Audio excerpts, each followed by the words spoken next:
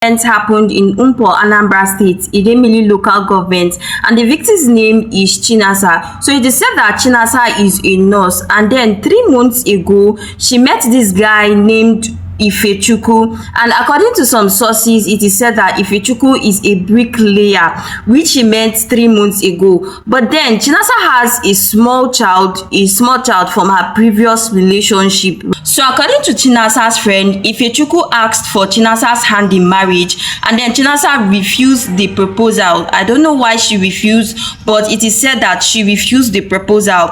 Maybe she felt like it was too early for someone I met 3 months ago, or maybe she felt like this is not the kind of man I would like to be with, and maybe that was why she refused the proposal. That was how the whole thing started. In the first week of June, she was supposed to visit her friend, but then she ended up in Ifechukwu's house, which of course it is unclear if he actually forced her into his house or if she came to visit him, because it is said that the friend's house is close to Ifechukwu's house. So it is unclear if she actually stopped by in Ifechukwu's house or if she was forced to his house. Some sources said Ifechukwu went to Chinasa's house to take her child. Remember, she has a child from a previous relationship. So he went to her house to take her child, but somehow someone stopped him. And it was at that time that Chinasa had gone missing, but people didn't really notice it. People didn't really realize it because maybe it was in the same week, or should I say the same day, that he committed the act and then went to take her child. Maybe he wanted to abduct the child, or I don't know, but the story is not that clear. So it was around this time when he came to carry her child that she was actually missing, but people in the house didn't really notice it, right? And then all thanks to God, someone stopped him somehow, but the person didn't really think that much, like the person didn't really think that deep that maybe he came to adopt the child or anything else. Eventually, after a few days of waiting for Chinasa to come back home, they realized that Chinasa was actually missing. She was declared missing, and that was how they started searching for Chinasa.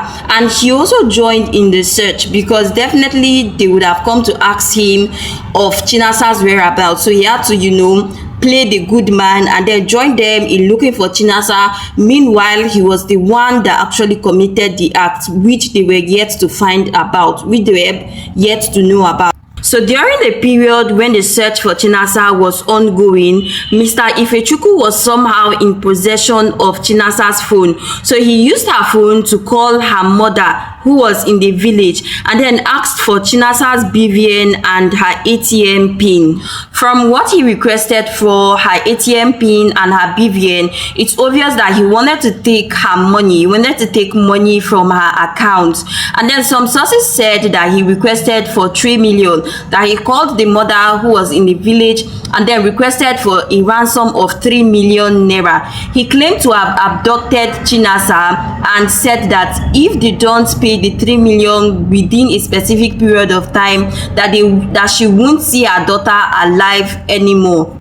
So being someone that is naive and maybe stupid, he didn't really know that he was maybe supposed to use another person's voice or something else. So the mother actually recognized Ifechukwu's voice, and then immediately she called his name, Ifechukwu, and then the moment he realized that he was already making a fool of himself, he immediately ended the call, and then he went ahead to use another number to call her, pretend like a kidnapper or something, and then asked for the ransom. So the family became disturbed, but at that moment they weren't sure if he was actually the one. So they went to her friend, Chinasa's friend, the one she was supposed to visit on that particular day.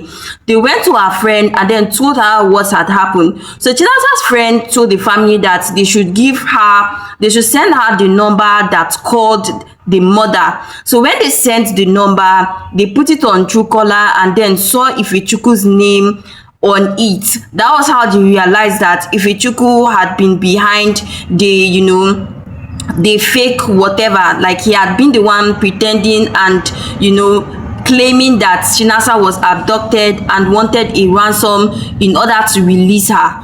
So immediately, Chinasa's friend and the family members went to the police and reported the case. On Saturday, being the 6th of June, Chinasa's friend spotted Mr. Ifechukwu packing his things, and then she approached him and asked him where he was going, and then he told her that he was going for a walk, that he was leaving for work. And then Chinasa's friend didn't really stop him. She let him go. Luckily for her, he came the next day to pack the remaining things in his house, and that was when she raised an alarm, shouted, and then got the attention of people in the community. People came out, and everybody came out, so there was no way he could escape. So that was how the community and vigilante handed him over to the police. So when some sources say that he came back home and then met Chinasa unalive, while some sources said he was the one that committed the act. Other sources said that he saw her around the neighborhood, and then she stopped by at his house, told him she was hungry. That was how he had to go and make bread and tea for her. That when he gave it to her, he immediately left for work, and then on coming back, he met her unalive. And then when he saw her unalive, he panicked, and that was how he went to bury her. But it is very, very unclear how he just buried her, because maybe he panicked or however. Like, it is not clear. How can you say that you gave somebody food, came back, met the person unalive, and then the next thing that came to your mind was to bury the person? So after he was handed over to the police and later confessed after some investigations, it is said that he actually told them the particular spot and told them that he buried her at his backyard. So that was how they went to the backyard to exhume the body. So the police didn't bring Ifechukwu to the place to exhume the body because they feel like people are going to beat him or people are going to lynch him until he loses his life. So they didn't really bring him to the place. So they just the family members called people that dug the particular area where he said he buried the body, and that was how they found her lifeless body in a shallow grave. So it is still not clear how and why he did what he did, because you cannot tell me that because a woman says she will not marry you, you went ahead to take her life, and not just taking her life, you buried her. Not just burying her, you still went ahead to take her phone, call her mom who is living in the village, ask the woman for her ATM and for her ATM pin and her BVN number, and you didn't just do that, but you also asked for a ransom. I feel like there's more to this story. So right now the police has handed the body over to the family members for a proper burial, but I feel like something is actually odd, because I feel like the police should have done an autopsy, because no autopsy was done. They just handed the body over to the woman. This is a murder case, and I feel like it is only right for an autopsy to be done so that they'll find out what actually happened to the girl, because it is said that none of her body parts is missing, which obviously tells us that it's not for money ritual. So why did he do it? Why did he actually do it? And why did he go ahead to bury her? Because even if it is said that maybe he gave her bread and tea, and then that was how he met her unalive, it is still not enough reason to go ahead to bury her.